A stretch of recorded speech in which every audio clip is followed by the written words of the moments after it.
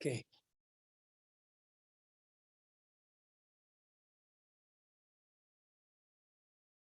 Well, good afternoon, everybody from Nairobi, Kenya. In Nairobi, it's now 3:05. It's 5 minutes past 3. I would imagine in Geneva, it's 2 p.m. So good afternoon, everyone from wherever you're joining us. And thank you very much. Allow me to first say a big thank you to our secretariat under the leadership of Karin, and also to thank our keynote speaker who shall be speaking to us today, and also our panelists and everybody who has joined us today. My name is John Kiarie, and I am an MP in Kenya. I'm serving my second term, and I also have the pleasure and the honor of chairing IPU's Committee to Promote Respect for International Humanitarian Law.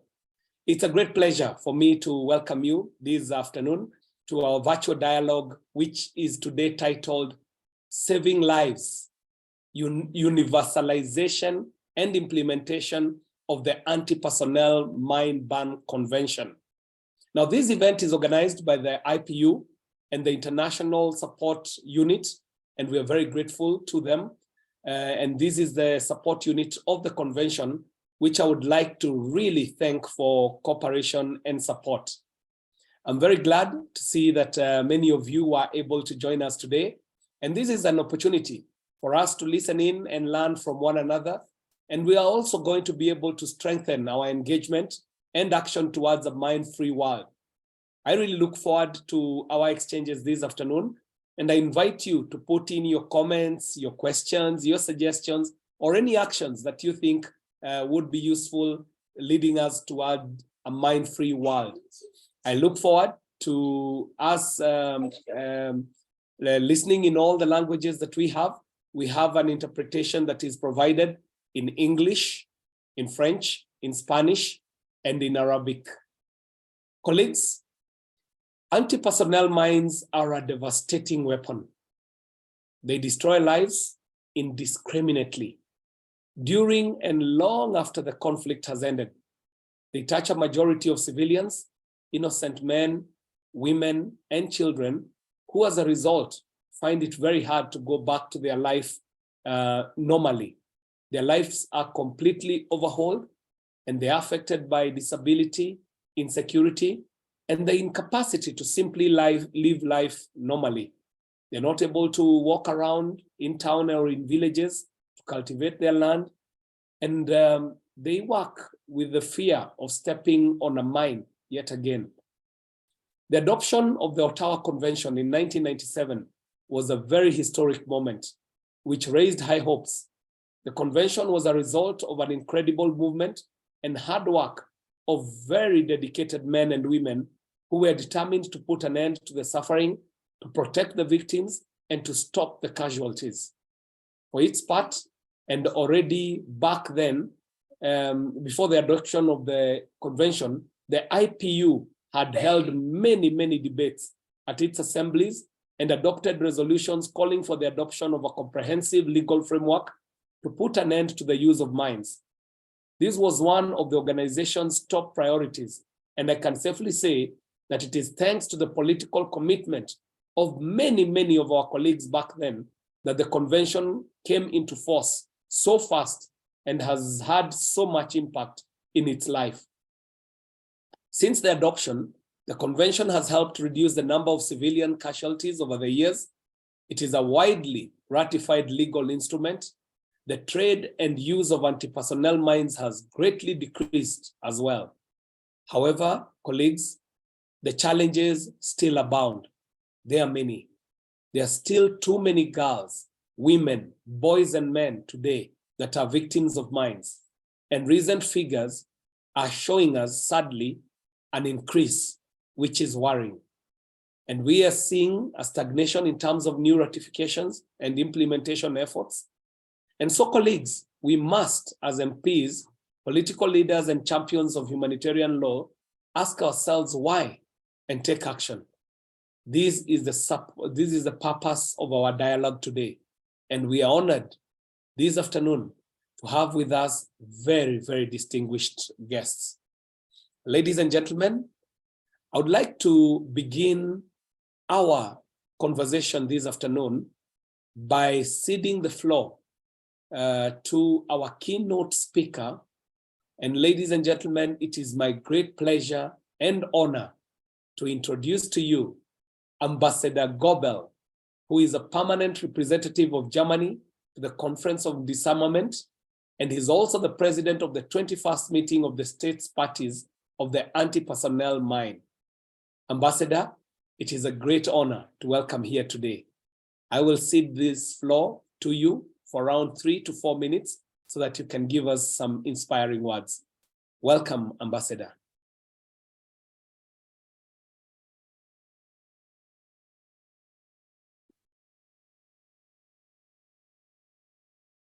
Ambassador, you are muted, sorry.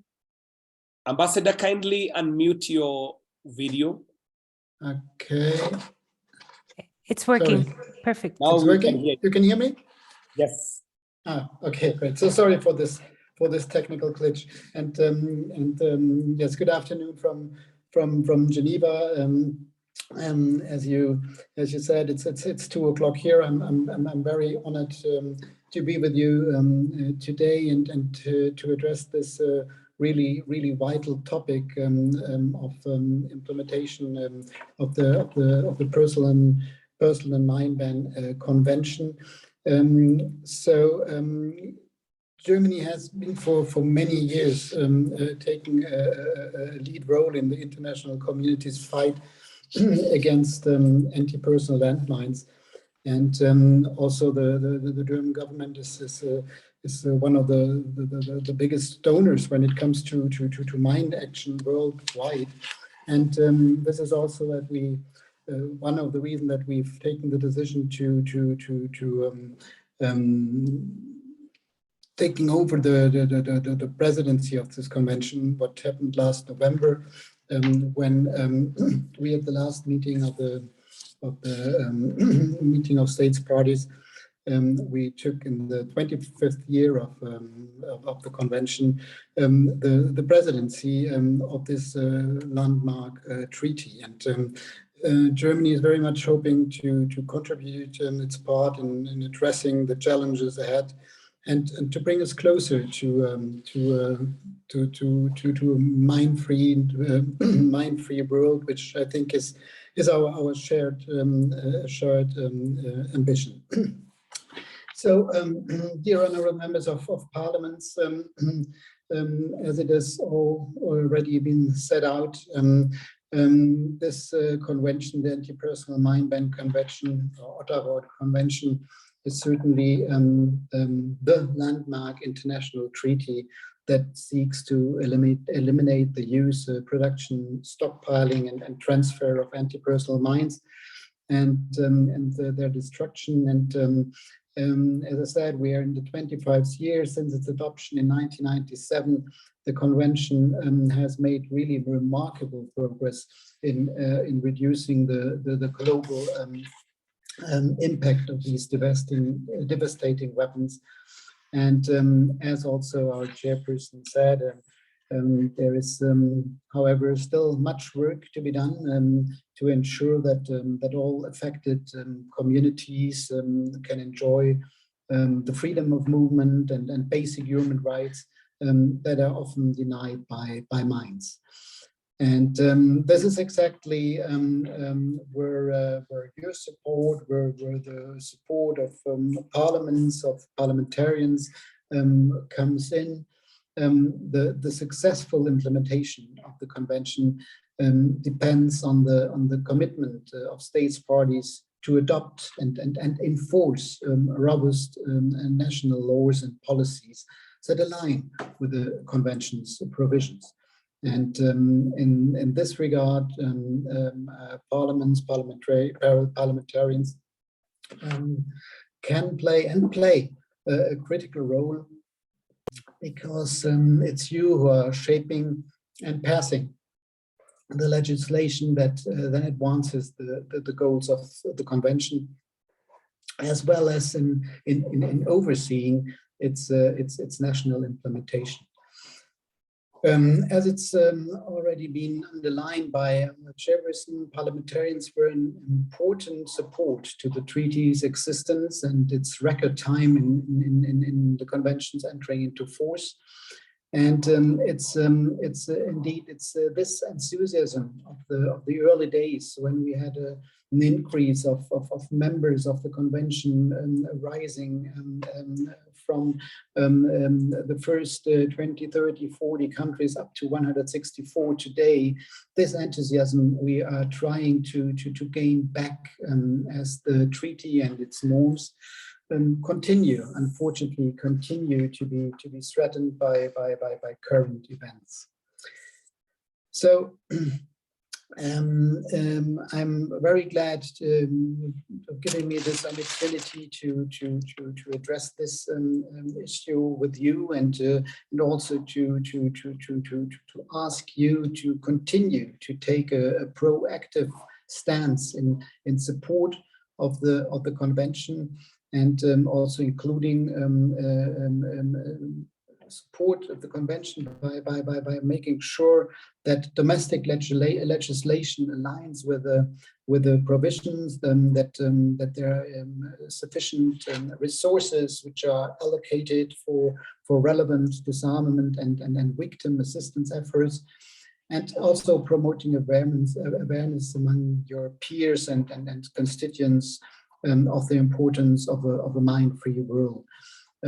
Because it's clear that the finances is always a very, very important element when it comes to the success of mine clearance, victim assistance, but it's also necessary to bring the importance of this joint endeavor to all the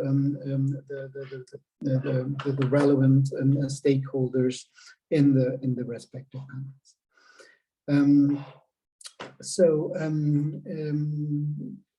One thing is the implementation and the national implementation of the provisions and of the convention, starting with mine clearance and other activities.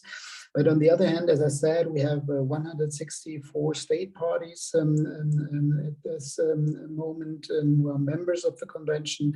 That means we are still missing quite a number, that's 33, and so I would also like to invite all the states which are not yet a member to join as soon as possible, demonstrating your country's commitment for a safer and more secure world. So perhaps to conclude, as the actual president of the Anti-Personal Mine Ban Convention, I really thank you all, distinguished parliamentarians, for your attention to this very critical issue, as you show, also by participating in today's event. And I cannot, I think I cannot underline it enough how essential is your support to the ultimate success of the Anti-Personal Mine Ban Convention.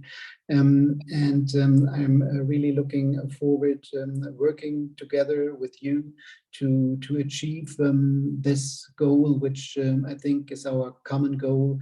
And as we enter into next year's 2024 review conference, I think this is the right moment to again join forces to make significant steps in the direction of a world free of anti-personal mines. So thank you very much for giving me this opportunity to speak to you today, and I wish you very fruitful discussions. Thank you. Wow. We want to really thank you, Ambassador Thomas Goebel, and thank you very much for making time for us and making time for this evening. We truly thank you. We thank you for the few highlights that you give, and especially bringing to light the importance of members of parliament taking these up as champions. Members of parliament are sitting in houses where decisions are being made. They are sitting in houses where budgets are being appropriated and made, and decisions made on these budgets. So if we could have our members of parliament championing this, then we also as a generation would also move a big step ahead, just like the generation that ratified and put together this convention. We also can be the generation that gives a shot in the arm at this very critical time.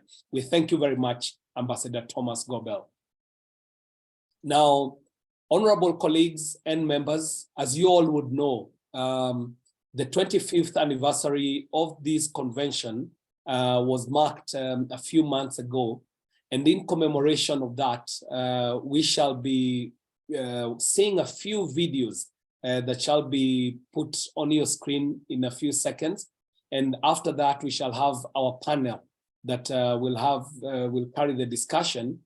Now, these videos are actually videos that give a face and a voice to people who are survivors and people who work in these areas and who work to alleviate the impact of mines on the men, women, and boys and girls who are surviving out of the tragedy of mines around the globe. So, ladies and gentlemen, I'd like to focus your attention to the videos that shall be playing on your screen shortly. Mi nombre es Jesús Martínez, soy de El Salvador, como sobreviviente de una mina antipersonal.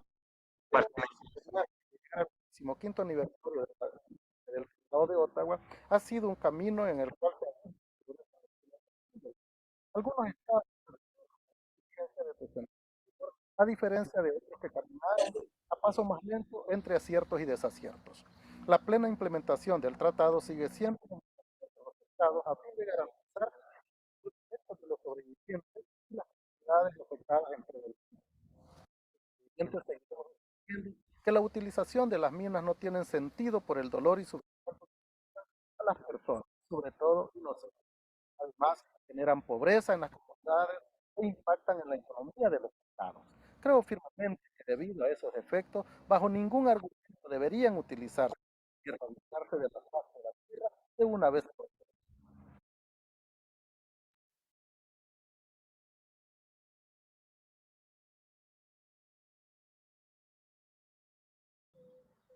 Nous célébrons le succès de la Convention d'Ottawa pendant 25 ans.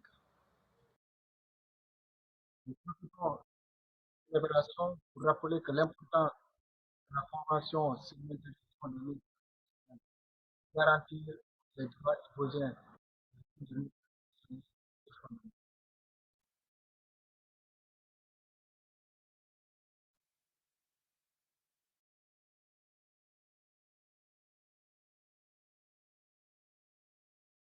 Today, we celebrate 25 years of the Mine Ban Treaty success. Full implementation of the treaty is fundamental to ensuring the rights of survivors and affected communities around the world. A lot of efforts by different stakeholders has brought the treaty to its current status. We are nearly there. When total universalization, total clearance, and the ever-continuing victim assistance is attended to positively. May the next 25 years be celebrated knowing we no longer live with the threats of landmines. Thank you. Today, we celebrate 25 years for mine clearance in our global. And I would like to say thank to all the donors that try to support to clear the land everywhere, especially in Cambodia.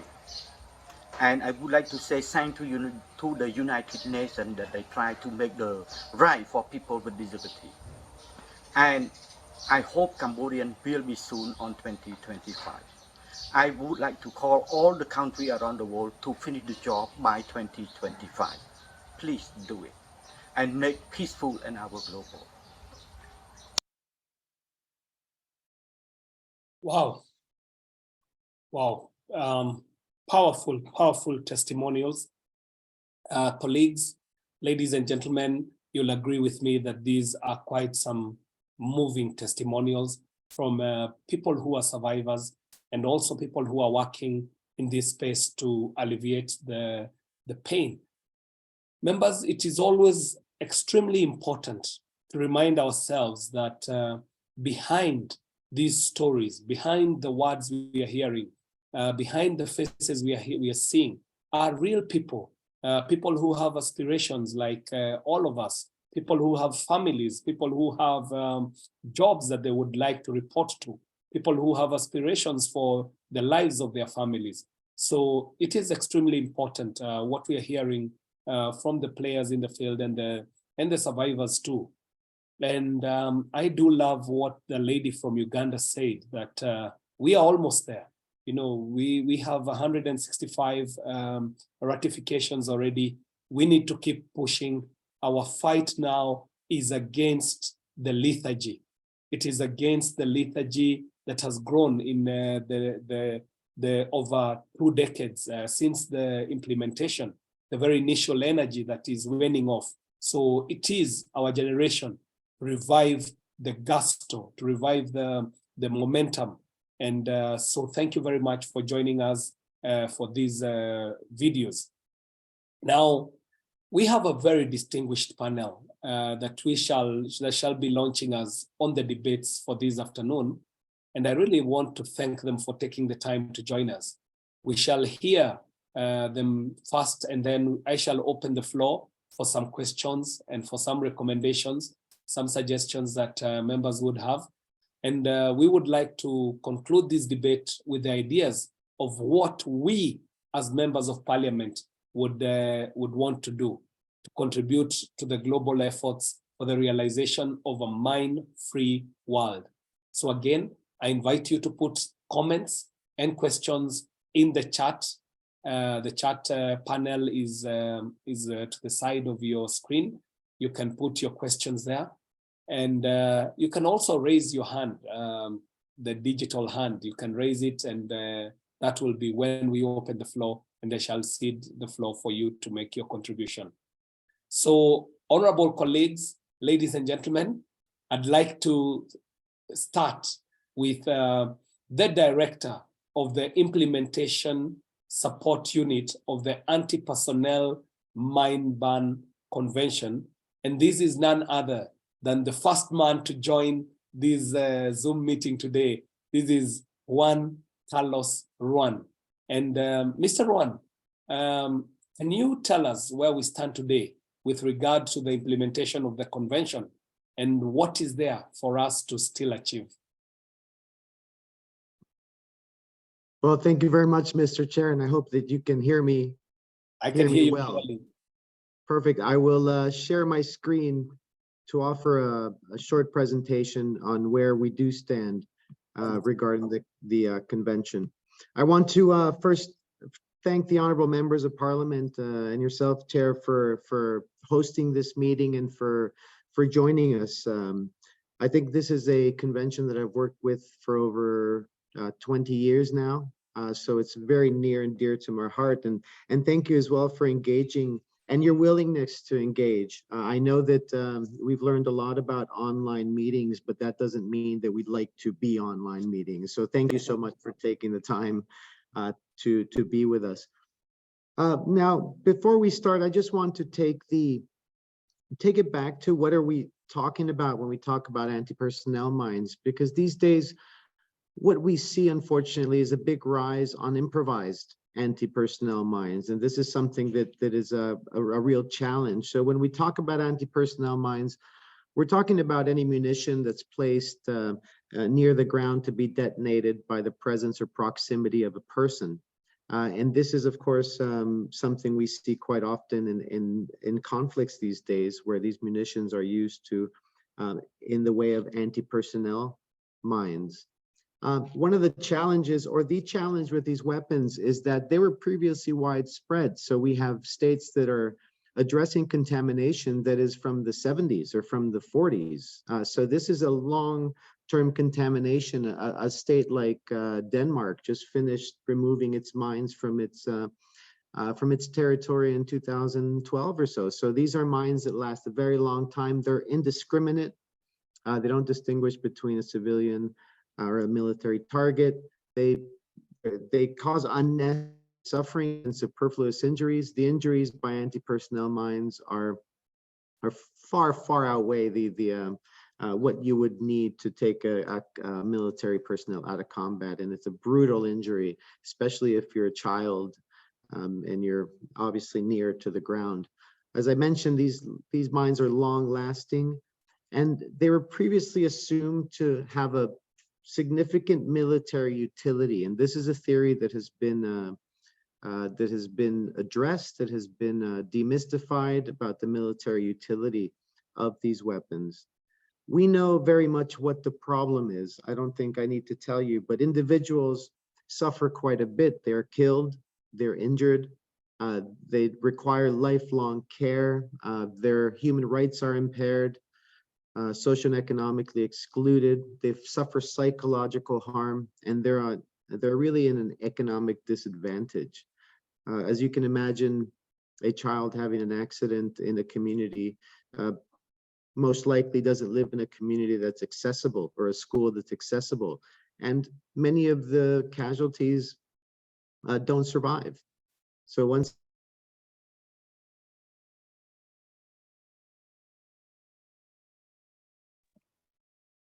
Ron, I've lost audio from you. Yes, can you hear me now? Yes, now I can hear you.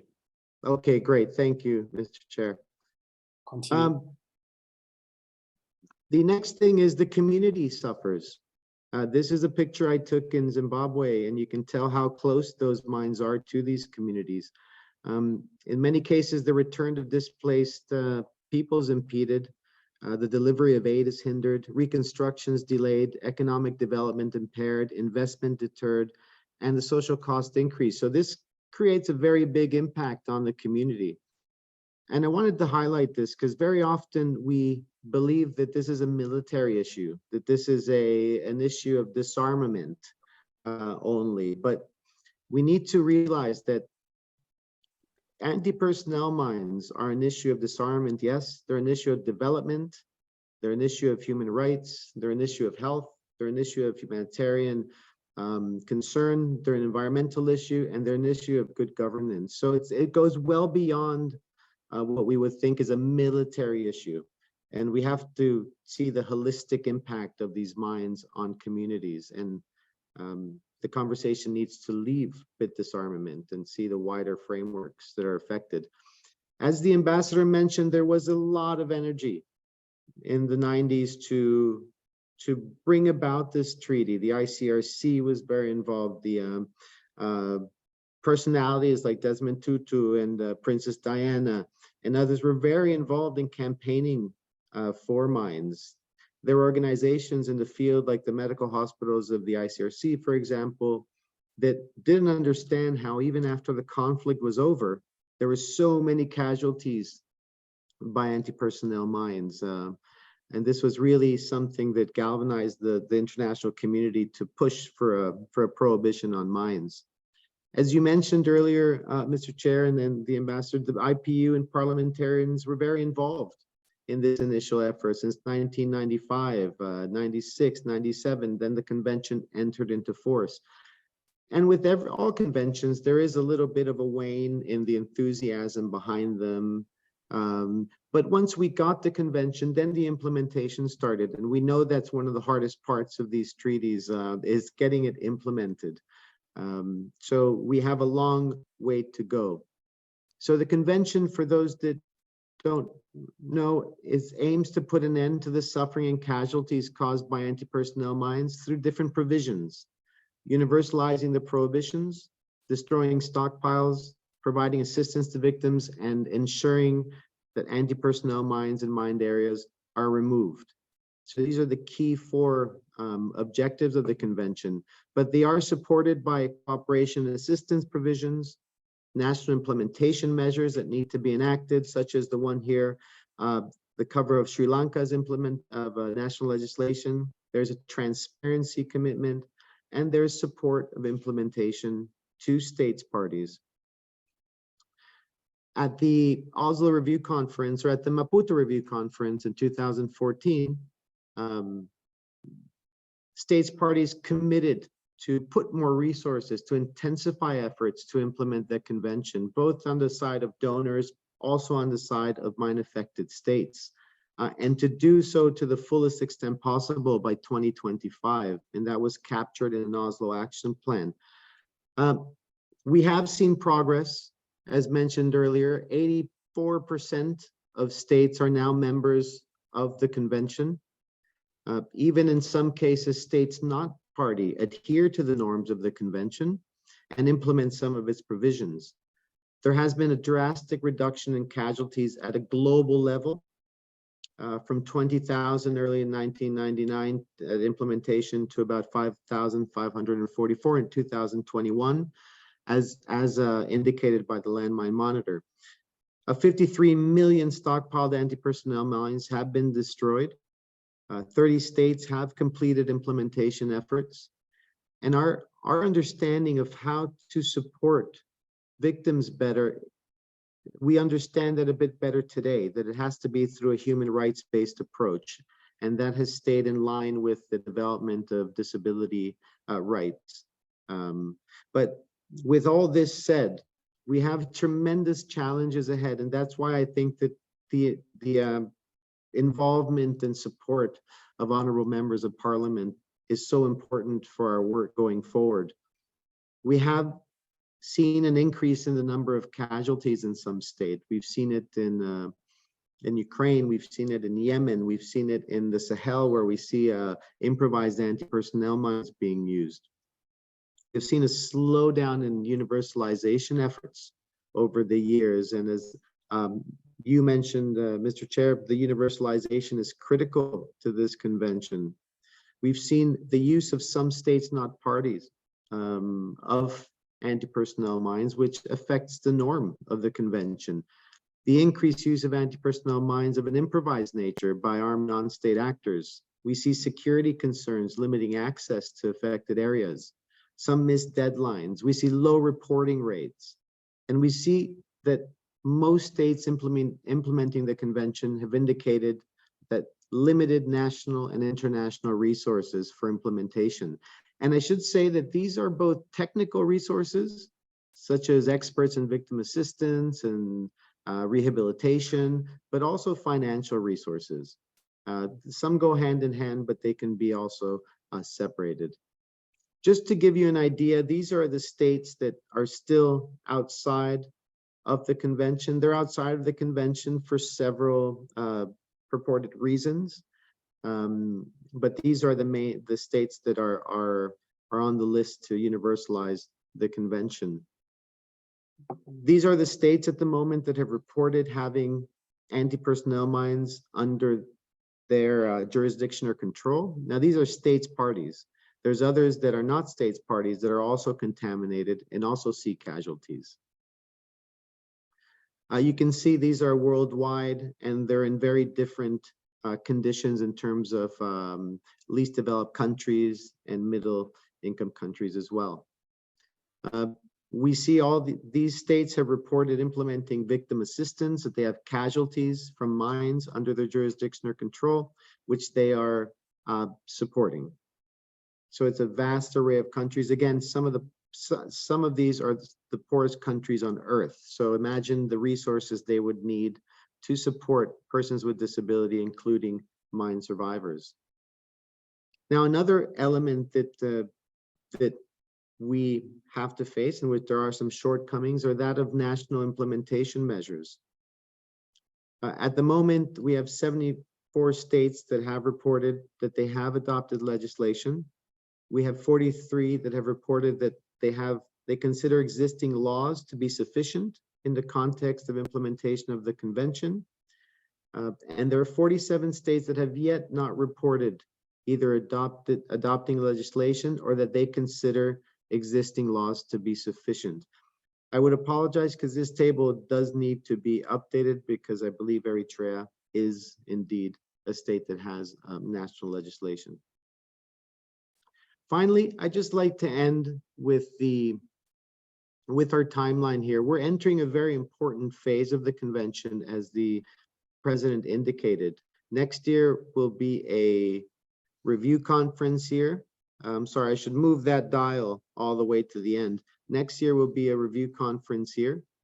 And it's an opportunity for involvement by very diverse set of states. The states will develop a new action plan to guide the next 5 years of implementation. And so we would like to work to rebuild that enthusiasm towards the fifth review conference, so we can bring the world together and re-energize the global effort towards a mine-free world. Now, this meeting, Cambodia has expressed interest in chairing the fifth review conference.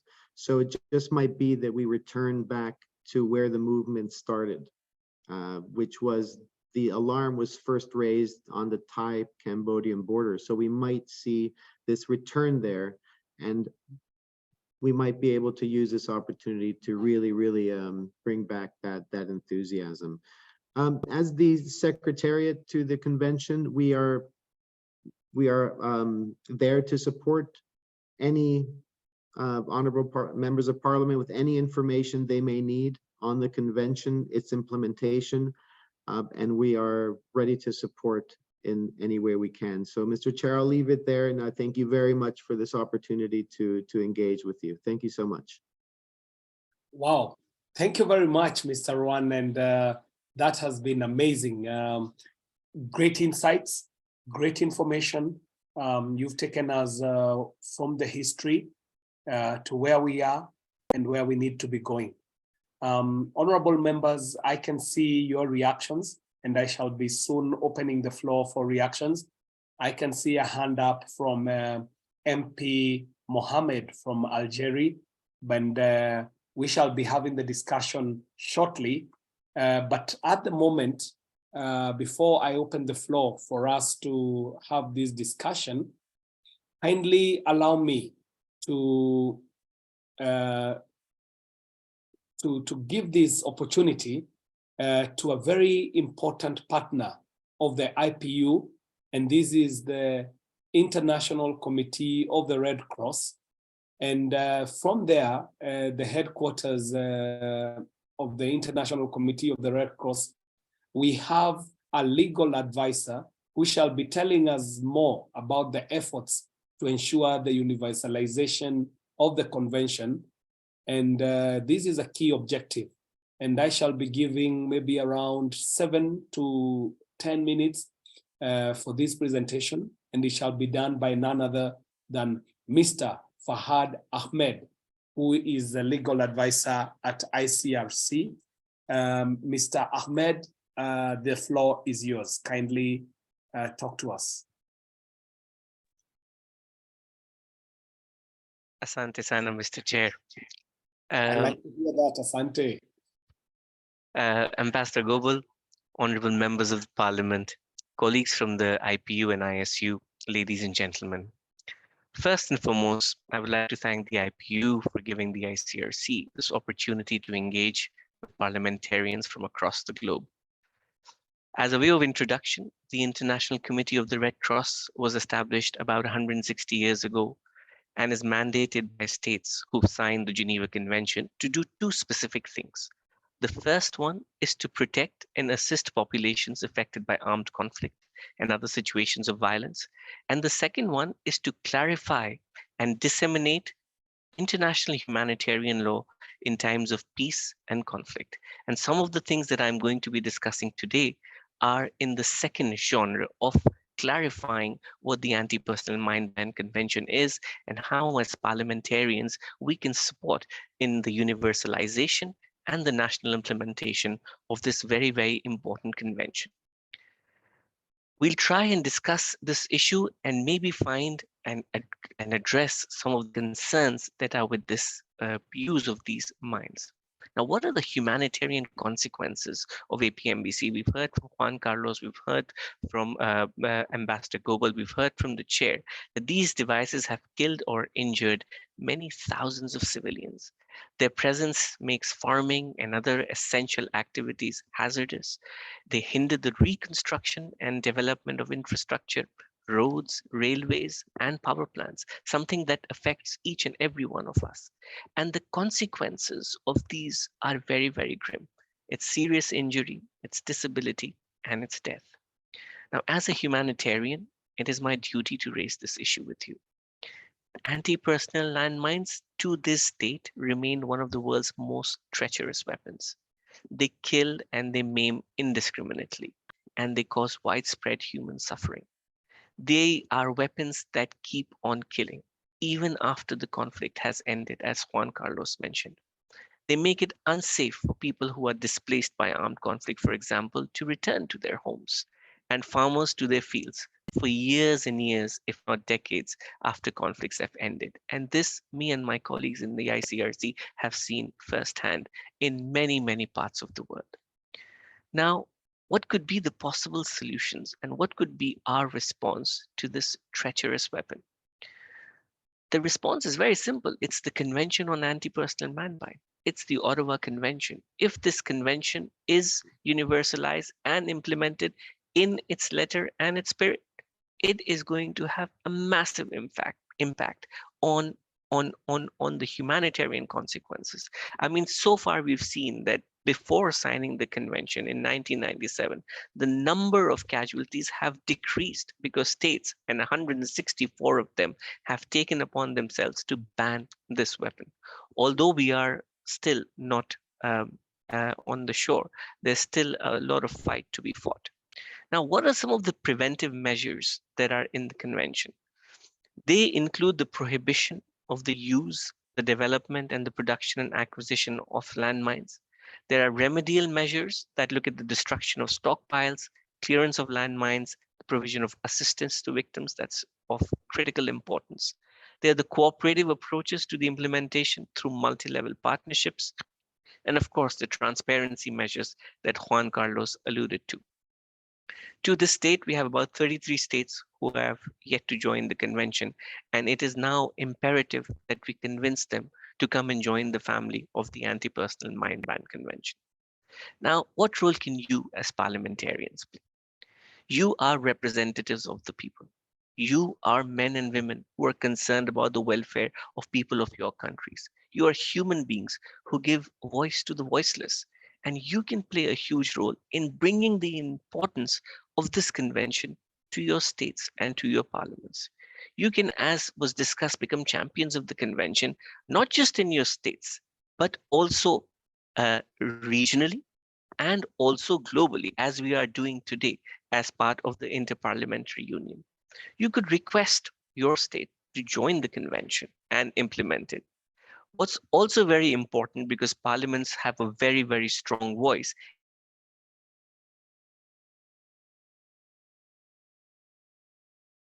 just by one party or the other, by anyone, anywhere, and it must be condemned throughout.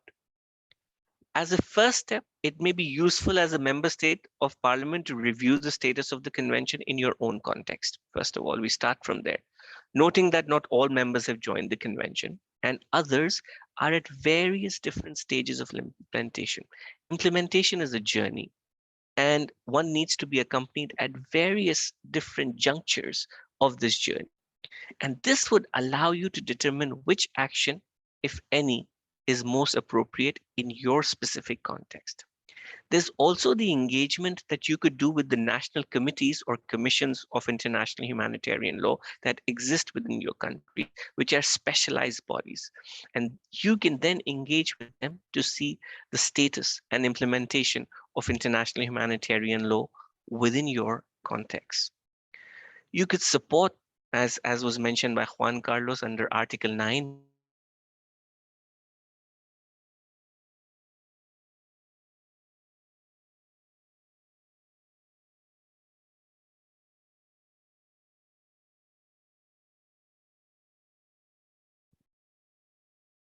Mr. President, I think we've lost. We have a glitch of video. I'm just giving it a few seconds to see if he comes back.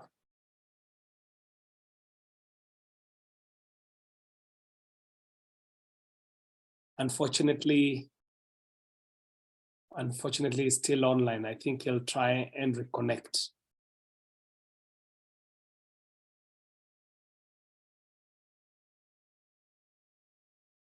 Honorable colleagues and members, just kindly allow Mr. Ahmed a few minutes. So he's coming back in Juan Carlos's place. I'm just going to move to Juan Carlos's desk, who's sitting next to me, and then finish my intervention, which is only a couple of minutes left now. What you could do is support the passing. Is that okay? May I continue? Okay, thank you. Thank you. In terms of the support that the ICRC can provide, of course, we could introduce you to the ICRC delegation in the field. We are available to answer any questions that you may have. So if you would like to have a bilateral confidential discussion with the ICRC, obviously it's something that we'd be happy to provide. In addition to the tools that have been prepared by the Inter-Parliamentary Union, we as the ICRC have also prepared some tools. These could be model laws. These could be drafting workshops that we could organize. One of the national legislation that Juan Carlos showed to us was the national legislation of Sri Lanka, which was passed in 2022. And in order to support Sri Lanka, the ICRC organized a number of drafting workshops with the right authorities so that they could come up with a good and strong legislation. There are a variety of other tools like fact sheets, which you can use to promote the convention amongst your colleagues. And we are also available as technical resources if you plan to organize any domestic sessions with your colleagues. Finally, I would say that universalization and national implementation is a collective effort. It is not something that either the ISU or the ICRC or the others could do. I think it is our joint responsibility. We are absolutely ready to support if requested. However, the primary responsibility, of course, rests with the state, and you as members of the legislature have a very important role to play into that. Thank you very much. Thank you, Mr. Chair. Wow, great presentation, very well articulated, and we'd like to really thank you, Mr. Ahmed, for joining us and for making that presentation. I'm sorry you had to move from your seat to the lucky chair, and I see one is back on the lucky chair. So, colleagues, we were expecting to have a presentation from Sri Lanka, which would have been our third presentation this afternoon. As you would know, Sri Lanka has been among the last few states to have acceded to the convention, and we were keen to hear what their experience are. Sri Lanka adopted the law in 2022 to implement the convention. Unfortunately, because of some last-minute reasons, we were unable to link up with Sri Lanka. But I would imagine that the members who have joined us here today would have a lot of experience amongst ourselves, and it would be great to hear what members have to say. So I will be opening the floor for some questions, clarifications, some answers, and would like to invite each and every one of us to share with us your experiences, especially as a member of parliament. I'd like to know what your experience of your parliament has been in how your parliament is engaging on anti-personnel mines. Is it an issue that is regularly debated in your parliament?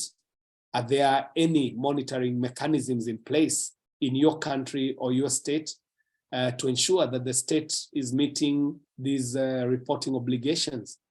Has your parliament developed or adopted an anti-implementation law, an implementation law in your parliament? So kindly feel free to share your experiences. And I would like to open the floor now. And I'm looking at the chat. I can imagine some members have decided to do it directly, because on my chat, I don't have any chat here. So I recognize that we have a hand up. The first hand to go up was the hand of MP Bushari Mohammed from Algeria. Kindly, honorable member from Algeria, you have the floor.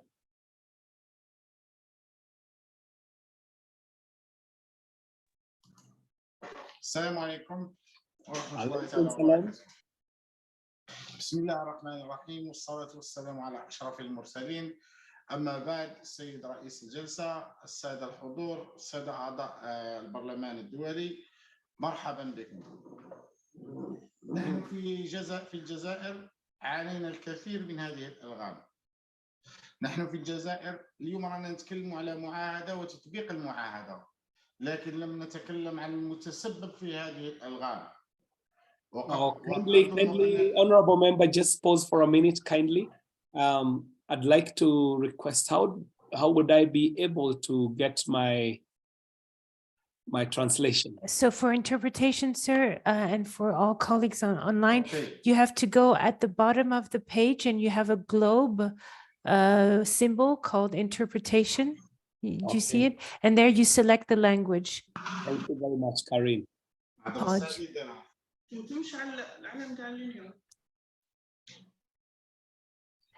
Honorable member, you can continue now. هل أعيد الكلام؟ نعم تفضل. Yes, please, kindly begin from the top. We will allow you the time. Okay. سادة الزملاء، سيد رئيس الجلسة، سادة الزملاء في هيئة الاتحاد البرلماني الدولي، السلام عليكم ورحمة الله تعالى وبركاته. سيد الرئيس، نحن الآن نتكلم عن هذه المعاهدة التي بلد الجزائر عانى منها الكثير من هذه الألغام، لكن أظن أن قبل التكلم على هذه المعاهدة وتطبيق المعاهدة يجب علينا التكلم على من هو المتسبب في هذه الألغام. اليوم احنا الجزائر احنا طبقنا المعاهدة قبل ما تكون كاينة أصل المعاهدة. بدينا في شرع الجزائر في تنحية الألغام وتصفية الهكتارات من الأراضي اللي وصلت حتى 50,000 هكتار، ونزعت 8 ملايين لغم قبل حتى وجود هذه المعاهدة. لكن بعد المعاهدة استمرت الجزائر ونزعت مليون وأزيد من مليون لغم آخر، وأيضا هذه في ظل المعاهدة. لكن عمرنا ما تكلمنا على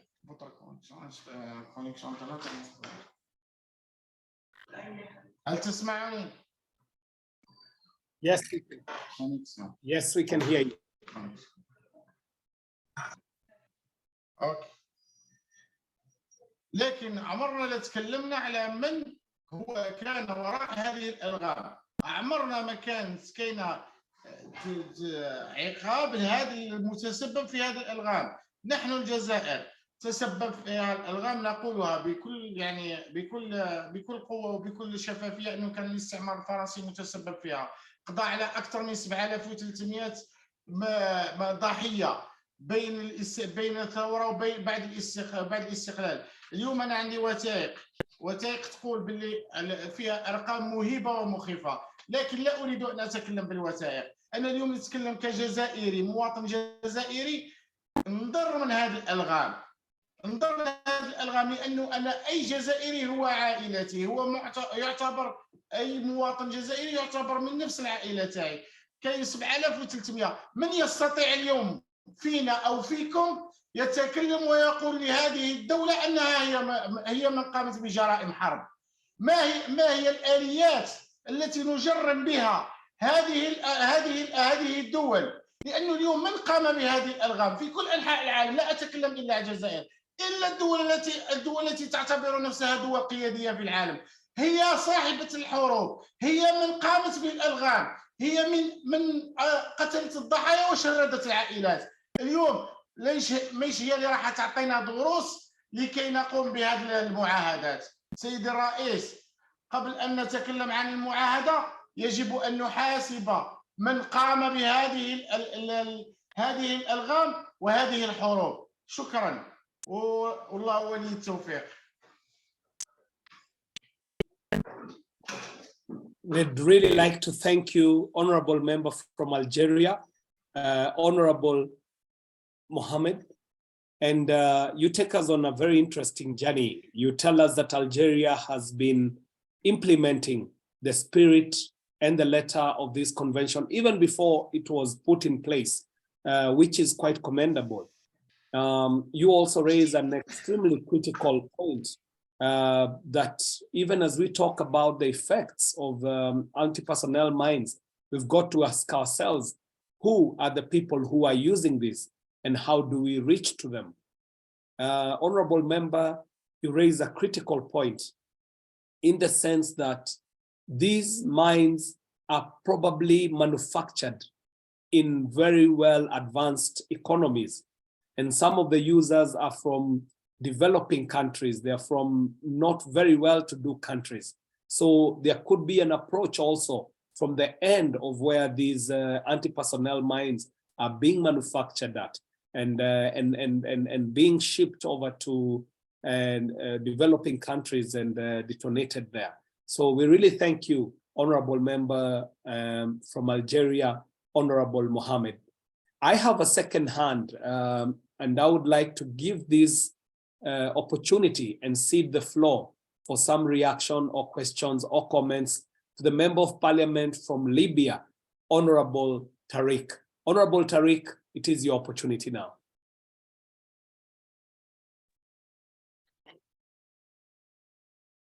شكرا للجميع. بسم الله الرحمن الرحيم. أود بداية أن أعرف عن نفسي. أنا النائب الدكتور طارق صقر الجهوشي، نائب عن مدينة بنغازي، ثاني مدينة في ليبيا، وعضو لجنتي الدفاع والأمن القومي، وعضو أيضا بلجنة الداخلية. بداية أود أن أشكر رئيس منظمة حظر الألغام، وأن أثني على رئيس الجلسة والقائمين على هذا البرنامج، وكذلك أعضاء البرلمانات المعنيين والمهتمين، كما لا ننسى الدور الكبير الذي تقوم به اللجنة الدولية للصليب الأحمر. Can you hear me? It's okay. الجميع يسمعوني. We can hear you very clearly, Honorable Dr. Tariq. Thanks. Okay.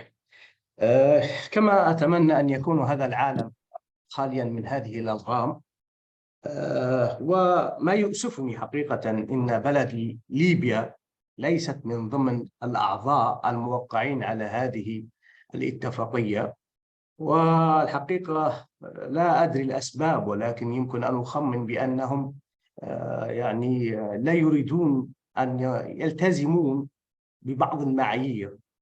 كون ليبيا عانت الكثير من هذه الألغام الفردية، خاصة بعد الحرب العالمية الثانية، وعلى وجه الخصوص أنا عشت هذه التجربة لأن كان والدي عسكريا في منطقة طبرق، وعشنا هنا في المنطقة الحدودية ما بين مصر إيجيبت وليبيا، الحد الفاصل هناك كان مملوءا بالألغام الشائكة، وكنا دائما يعني نسمع عن المواطنين وعن المواشي تتضرر من هذه الألغام، خاصة الناس الرعاة البسطاء الذين يسرحون بالماشية، فهم أكثر ناس عرضة لهذا الضرر من قبل الألغام. يعني نحن نعلم أن كانت هناك مواجهة في الحرب العالمية الثانية ما بين دول المحور والحلفاء. صحيح أنا سمعت أن هناك شركات مختلفة الجنسيات تدخلت بإشراف اللجنة الدولية للصليب الأحمر، وحاولت أن تجد خرائط لهذه القنابل الفردية، حاولت أن تنتزع البعض، لكن لا زال هناك أعداد كبيرة منها. هذه نقطة. كذلك في منطقة لدينا تسمى بعين الغزالة دار قتال شرس ما بين الفرنسيين والألمان. كذلك كانت هناك يعني حرب ما بين مونتجمري البريطاني والسيد رومل الألماني على وجه الخصوص في منطقة التميمي، وهي بالقرب منطقة حدودية ما بين ليبيا ومصر. لا زالت تعج ومزروعة بها عدد كبير من الألغام الفردية وألغام الآليات أيضا، لكن ما يعنيني هنا الحديث عن الألغام الفردية. الحقيقة الحديث لا أريد أن أطيل عنكم الحال، لكن الحديث يطول. لدينا وثائق تؤكد بأن هناك أضرار كبيرة خلال السنوات الماضية. كما لا أنسى يعني أن الدواعش أيضا كانوا مسيطرين على مدينتي في بنغازي وعلى مدينة درنا وعلى بعض المدن، إلى أن قام الجيش بتحريرها. وبعد أن قام الجيش بتحريرها ظل الناس الذين عادوا إلى بيوتهم وإلى أحيائهم يعانون من هذه الألغام المزروعة. يعني آيسيس داعش بعد أن حررها الجيش عانى المواطنين الذين رجعوا إلى بيوتهم بسبب هذه الألغام المزروعة. يعني الهندسة العسكرية للألغام ومكافحة الألغام حاولت أن تزيل الكثير منها، لكن إلى حد الآن نسمع بين لغم وآخر ينفجر، حتى في الكائنات، حتى في الحيوانات البريئة. أيضا لا ننسى أن منطقة البريغا وراس لانوف وإجدابيا وهي مناطق بها موانئ نفطية هامة جدا. في سنة بعد 17 فبراير في عام 2011 حينما قام العسكريين التابعين للنظام معمر بالسيطرة على الثورة وإخمادها، حاولوا أن يزرعوا في محيط هذه المدن العديد من الألغام ضد الآليات وضد الأفراد للسيطرة على المدن في الخارج. ولكن الحمد لله يعني معظمها من زرع وقام بهذه الألغام منح المعنيين والعسكريين المختصين التابعين للثورة الخرائط، وعملنا على إزالة هذه الألغام بنسبة كبيرة. ما يعنيني في هذا الأمر يعني نترحم حقيقة على كل الضحايا الذين عانوا في المنطقة الحدودية ما بين مصر وليبيا من جراء مخلفات الحرب العالمية الثانية، وخاصة على وجه التحديد منطقة بئر حكيم، فشهدت المنطقة العديد من الضحايا. وأطلب منكم يعني على وجه التحديد أن نحاول كيف لنا أن ننضم إلى هذه الاتفاقية وما هي المتطلبات. وخاصة يعني أنا تفاجأت، يعني أنا أخبروني بهذا البرنامج هذا الصباح فقط حقيقة يعني، ولم أكن مستعدا للعديد من الأشياء. فأكرر شكري لكم جميعا وأشكر استماعكم. هناك ملاحظة صغيرة بسيطة يعني بعد أرجو التركيز معي فيها أو الإجابة الفورية لمن لديه الخبرة الكافية في هذا الأمر، وهي بعد اطلاعي على اتفاقية حظر الألغام المضادة للأفراد في المادة الثانية منها من هذه الاتفاقية حظر استعمال الألغام المضادة للأفراد وتدميرها، يعني تم تعريف اللغم المضاد للأفراد بكونه لغم مصمم للانفجار بفعل وجود شخص عنده أو قريبا منه أو مس، ويؤدي إلى شل قدرات أو جرح أو قتل شخص أو أكثر. أما الألغام التي هنا مربط الفرس، هنا التركيز. أما الألغام التي تكون مصممة للتفجير، مصممة لتنفجر بفعل وجود مركبة وليس شخصا عندها أو قريبا منها أو مسها ولتكون مجهزة بأجهزة منع المناولة، فلا تعتبر ألغاما مضادة للأفراد لكونه مجهز على هذا النحو. أعتقد هناك قصور بسيط في هذا التعريف، كونه يعني وهذا تحت إشرافنا نحن كلجنة دفاع وأمن قومي، والبرلمان مقيم هنا في بنغازي في مدينتي في بنغازي، ولا زال فيها بعض الألغام كما قلت لكم زرعها نظام داعش. ولكن هذه الألغام مصطنعة ومزروعة بصنع أفراد يدوية، يعني هي تستهدف الأفراد والآليات. فكيف لنا يعني هذه الألغام تضر الأفراد بشكل كبير، فكيف لنا يعني أو أن نصنع نصا جامعا يعني لهذا النص لكي يشمل الضحايا ويستفيد منه الكل. نهاية أتمنى لكم التوفيق، وها نحن بالاستماع، وأشكركم مجددا. شكرا. Oh, thank you very much. We are really honored to have you, Dr. Tarek, honorable member from Libya. And you sit in a very strategic committee, because this is a committee that can push your parliament to make some of these decisions. You raise some very critical points. You give some very good history about your country. And I know that our panelists have noted a direct question that you have put across, and they shall be responding to it.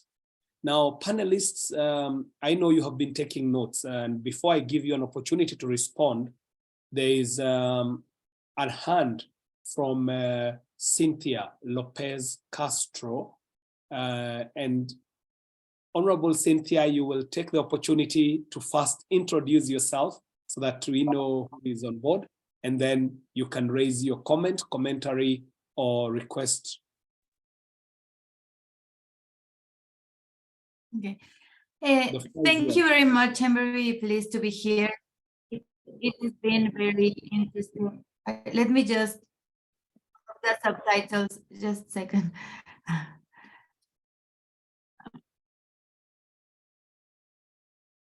Okay, I'm ready. So thank you so much. It has been a pleasure to be here in this conference. I am Cynthia Lopez Castro. I am the president of the Women's Forum of the IPU. So I represent the women in our organization. So for me, it's very important to listen, to learn about these topics. It's interesting how these issues related to gender are a priority in prevention and support policies and programs for survivors, but also for the families of the victims. I just want to highlight the role of women, and I have a last question at the end, and also how surviving women are very likely to be abandoned if they are not able to carry out the family tasks, and less likely to access health services or a job. So I think any gender discrimination must be combated, and the application of equality and integration policies must be guaranteed for all people. So I think many boys and many girls are excluded from education because the schools are inaccessible, so the repercussion is disproportionate for survivors maybe in rural areas. So I would like to ask how gender-related issues are integrated in the prevention policies and programs and in the support to survivors, but also to the families of the victims. Thank you very much, and I send a big hug to all our colleagues. Thank you.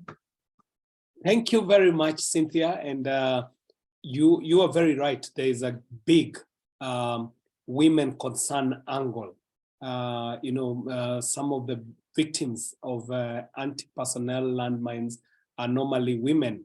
And not only do they get affected directly, being that they are caretakers and at times they are the people seeking for their families, they carry an even bigger burden. So we welcome you to the discussion today.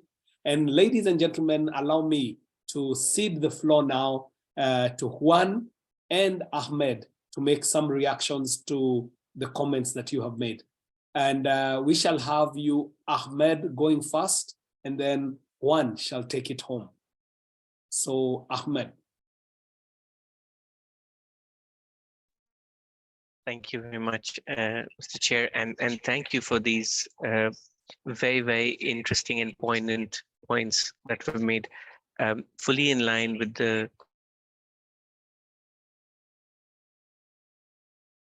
Sorry, Ahmed. We have frozen again.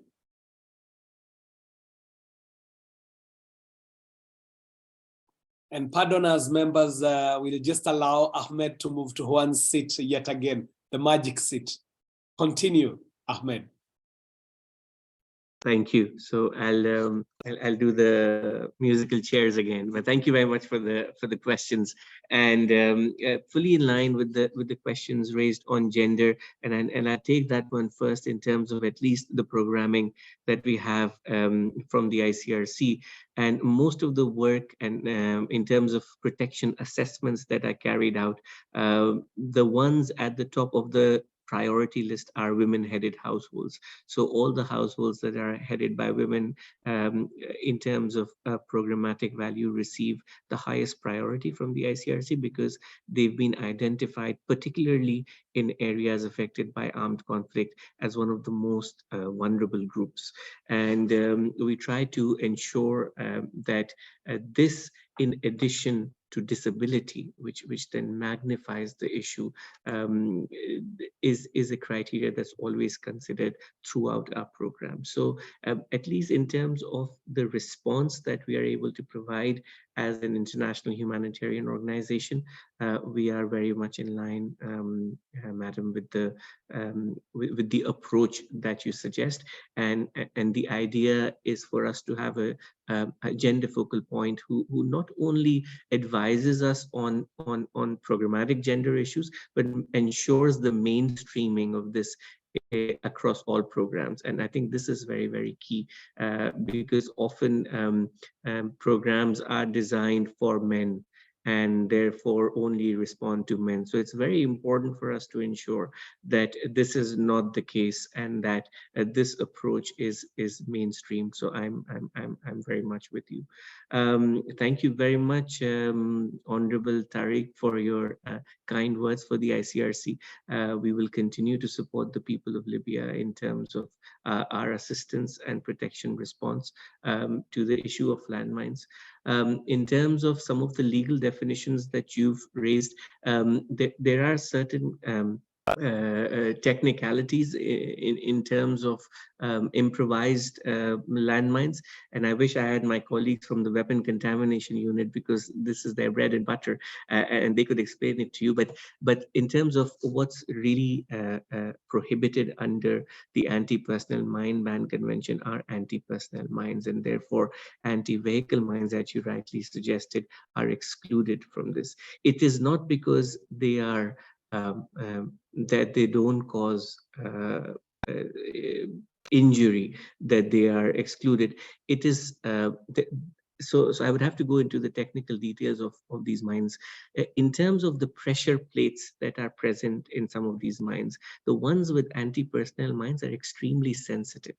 And therefore, even if a small child, even if a person who's going about their daily business steps on it or comes into the vicinity of it, then they can, as a victim, activate these mines and therefore suffer injuries. The pressure plates on anti-vehicle mines are slightly stronger, and they would not normally get activated if a person walked over an anti-vehicle mine. Obviously, and as you mentioned, there are instances in many parts of the world where anti-vehicle mines are improvised. So what you would have is you would have a anti-personnel mine at the top, which is then connected to a series of anti-vehicle mines, which therefore means that a person walks in vicinity of that, and then it triggers the pressure on the anti-vehicle mines, and then the impact is absolutely massive and devastating. So in terms of answering your questions, in terms of the legal framework, yes, the Anti-Personnel Mine Convention was designed because of the impact that this was having on civilians, while it was seen at that time, and you can argue whether it's right or wrong, but it was seen at that time that anti-vehicle mines had a rather stronger military advantage, while it was very clear that the anti-personnel mines did not have a significant military advantage. Actually, 90% of the victims of anti-personnel landmines are civilians. And therefore, if you are gearing towards a military offensive, which IHL allows, as you know, that international humanitarian law has a fine balance between humanity and military necessity. And this balance cannot be tinkered with.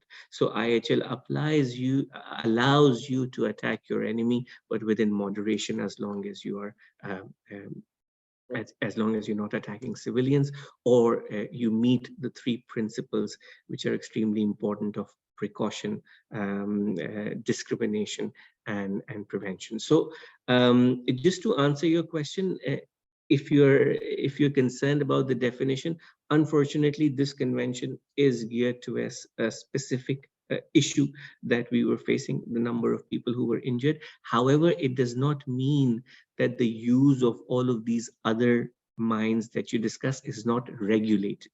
So the use of anti-vehicle mines is regulated within the CCW convention, and you will see Protocol 2 and Protocol 5, which talks about explosive remnants of war. And the use of anti-personnel mines is prohibited, so specifically clearly prohibited in the Anti-Personnel Mine Ban Convention. I know that this is not the right forum, but if we have an opportunity, I would be very happy through my colleagues in Libya to be able to give you an extensive briefing on the distinction between these various mines and perhaps clarify some of those doubts. Thank you very much. And I pass the floor to Juan. Great reactions, Fahad Ahmed. Those are great reactions. Honorable colleagues and members, we shall be hearing from Juan, who shall be responding to the comments made. Juan, the floor is yours. Thank you very much, Mr. Chair. Maybe I'll begin with what Fahad had ended with, and to the honorable member of Parliament Tariq from Libya. In essence, I like to say a rose by any other rose is still a rose, and that's a saying in Canada. And what that means is that saying by Shakespeare.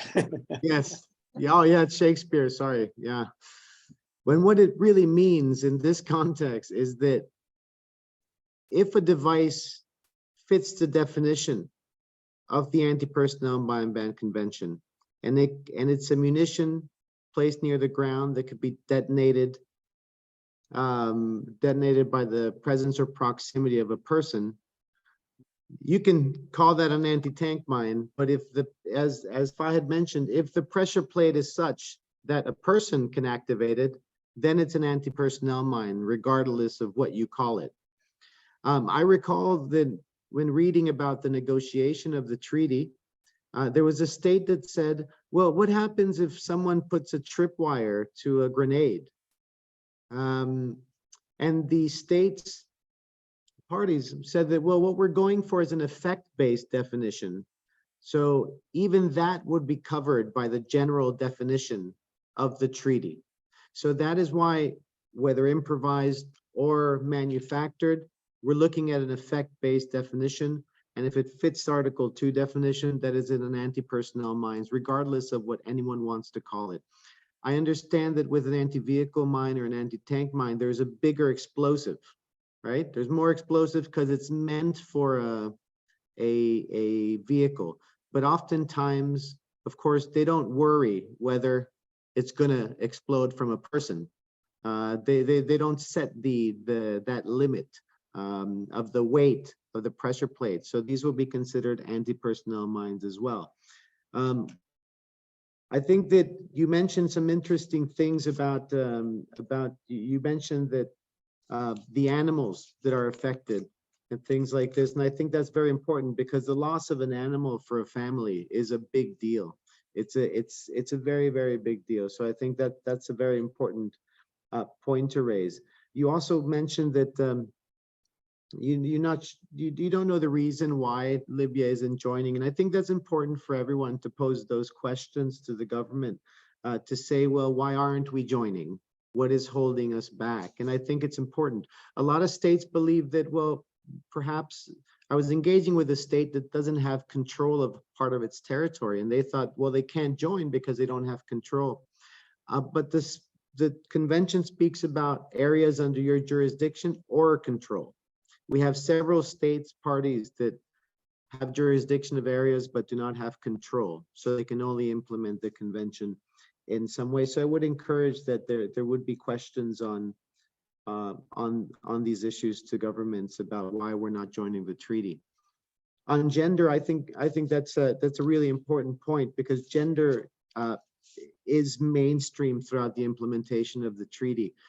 I'm a sociologist by training, and I know that in Mine Action, there's a lot of non-technical surveys, which means that you have to go out and speak to the population. That necessarily has a gender element. So what we see is usually mixed teams or separate teams. One team that can speak to women, another that can speak to the men in the communities. We also see in mine risk education, whether it's to educate people about mines, you have to take into consideration the role of women and the role of men, as well as diversity, because there's a lot of different ethnic groups in one country that you have to address, or you have to come in a different manner. You have to provide different information to change their behaviors. So I think gender and diversity issues are really being integrated into the work that's being done in Mine Action. So I really appreciate that question. I think it's very important. And in terms of mine survivors, well, that's that's magnified. It's amplified, the effect of women survivors, how their interaction with their community suffers. And I think that's a very important point. I think that we've come a long way with the treaty, and this is coming back to the first intervention by the Honorable Minister of Algeria. We have come a long way to the point where production of anti-personnel mines is really a handful of states parties. It's maybe 4 or 5 states that produce mines. The transfer of mines is non-existent. At least the illicit transfer of mines is non-existent. So we've been able to stop the transfer of anti-personnel mines. Now, the use of improvised anti-personnel mines is a whole other subject. That's something that's a bit more difficult than we're seeing proliferate from Yemen to the Sahel to Iraq to Afghanistan. So it's not a new threat either. Colombia also deals with a number of only improvised explosive devices.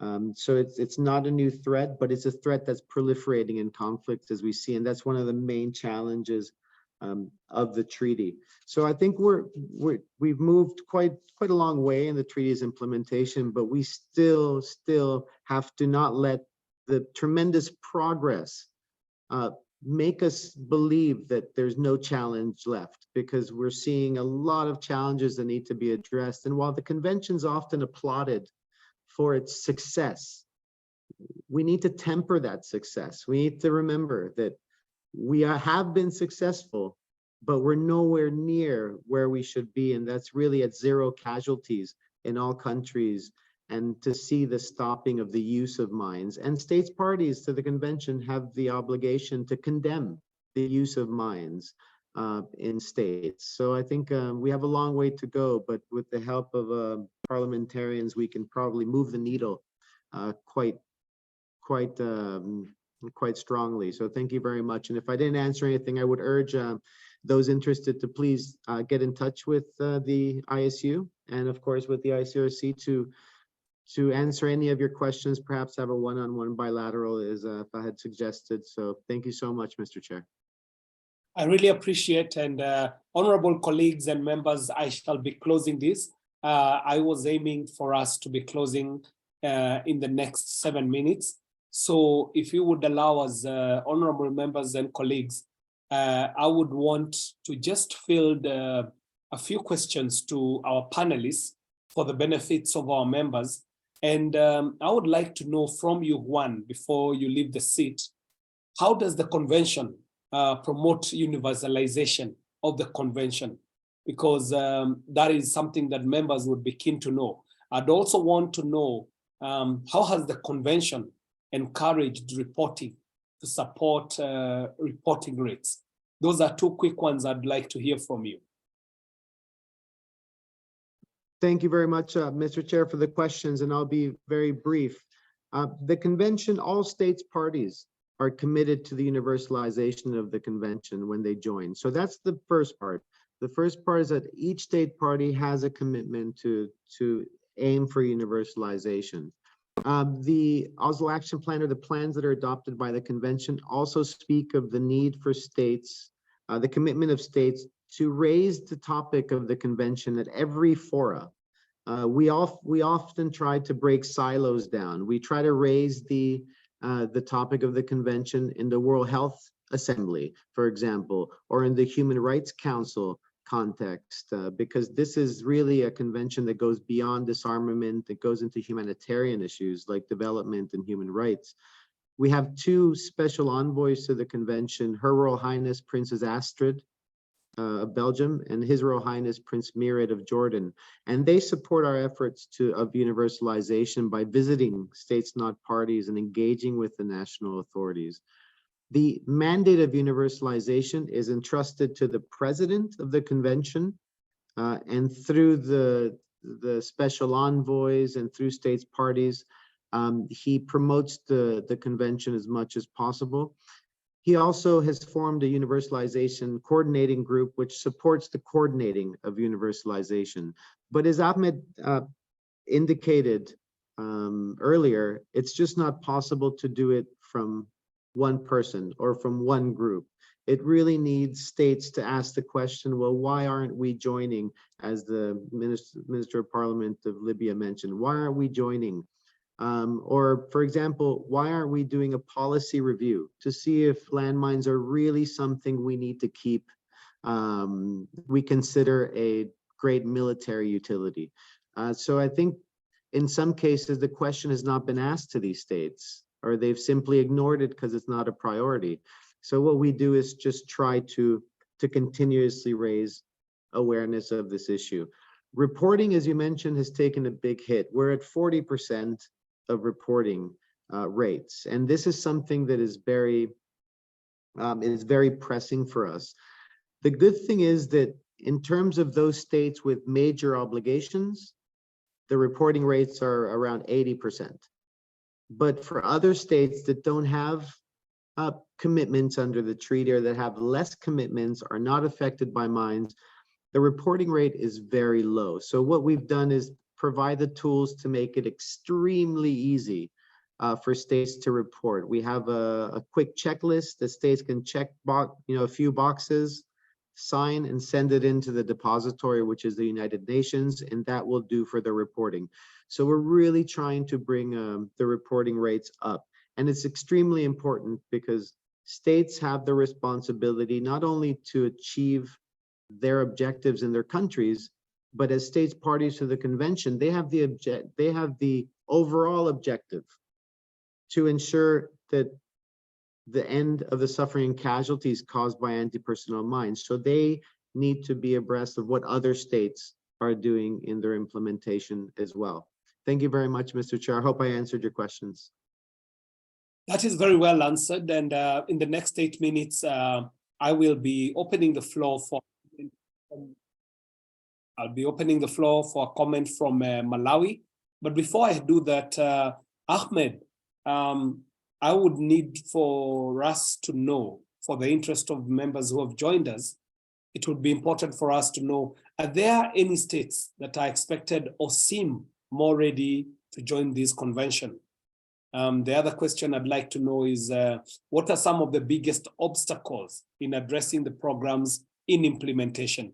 Kindly, Ahmed.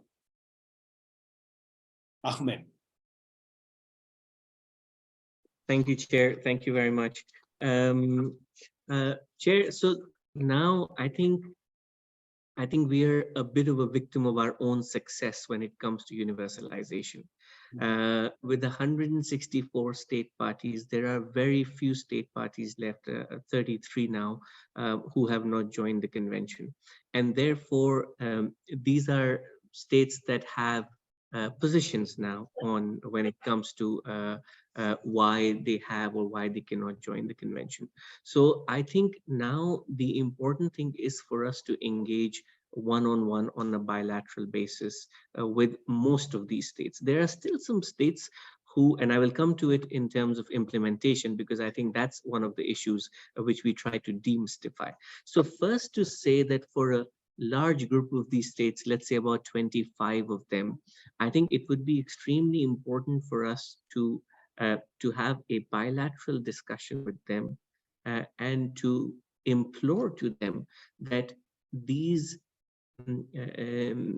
mines have devastating consequences, not only on them, not only on the enemy, but also on them. And it's not the enemy combatants that get affected. It is mostly the civilians on either side.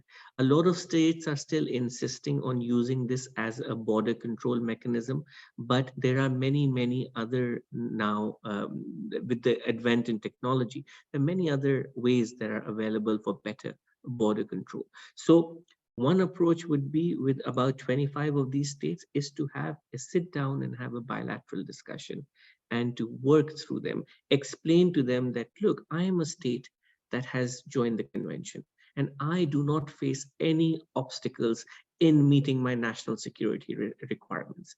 And therefore, I think that perhaps you are ready to take the next step, because this is not a weapon that should exist in this modern world today. So I think that's what's needed. The second question is indirectly related to the implementation, because there are certain states who've never had anti-personnel mines, who never want to have anti-personnel mines, don't even have a land border, but are reluctant to sign the convention because it is not a political priority.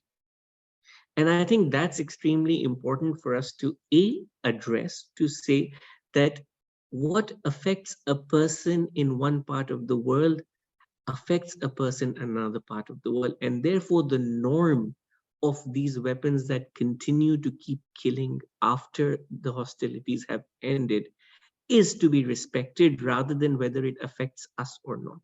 And what it would then provide them is a political currency that they can then utilize when there is a convention that is of significance to them rather than is of significance to the other. So for instance, a state that's inside the ocean is more affected by the law of the sea than a landlocked state. Then what would be the incentive of a landlocked state to then join a treaty on the law of the sea?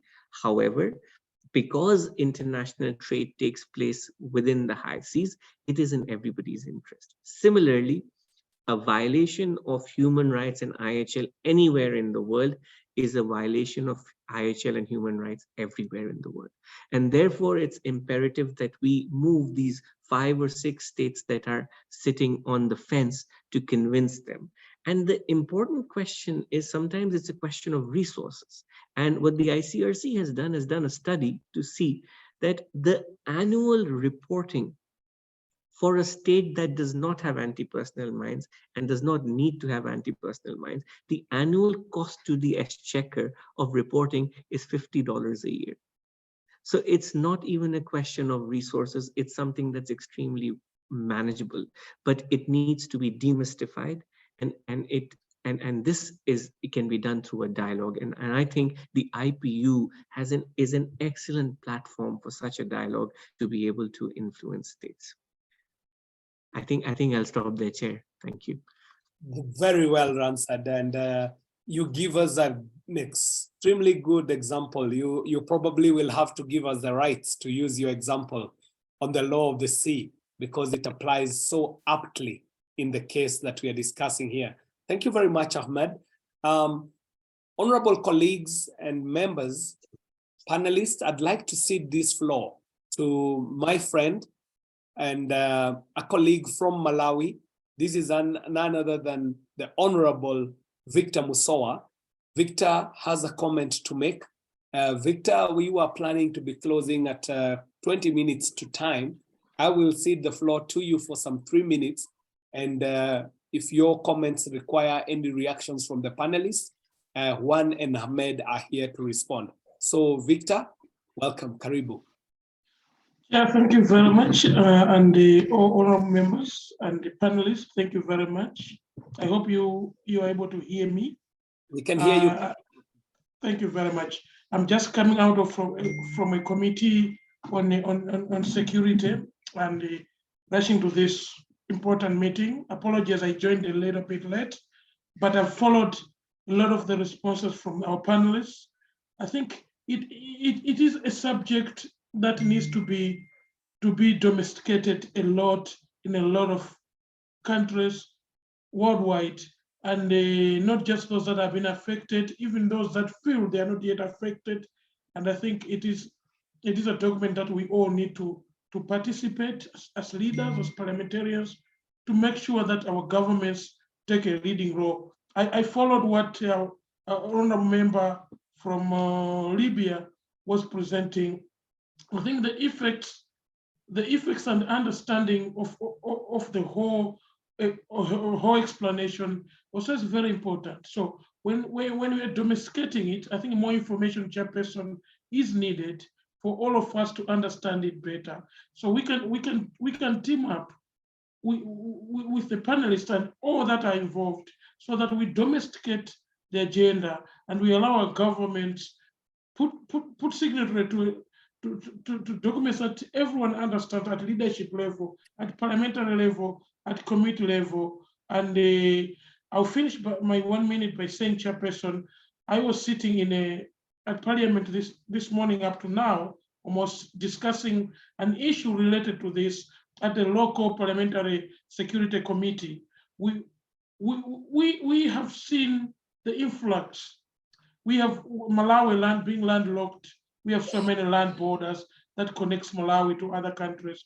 Mozambique being a fragile area for security issues, majority of those people that go to Mozambique that side, they pass through Malawi.